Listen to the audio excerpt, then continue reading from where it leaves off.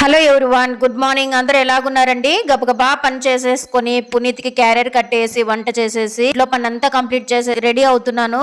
ఒక మంచి గెస్ట్ వస్తుంది. ఆ గెస్ట్ ఎవరు అనేది చెప్తాను వీడియోలోనే. ఎవరైనా ఫస్ట్ టైం చూస్తుంటే ప్లీజ్ సబ్స్క్రైబ్ చేసుకోండి ఫ్రెండ్స్. యూట్యూబ్ అంటే ఏదో వీడియోస్ చేసేసినామా పోస్ట్ చేసినామా కాదు. మనం చెప్పే మాట ద్వారా అయినా అయ్యుండొచ్చు, లేకపోతే మనం చేసే పని ద్వారా అయినా అయ్యుండొచ్చు. ఇన్ఫ్లుయెన్స్ అవుతారనమాట చూసే ఆడియన్స్.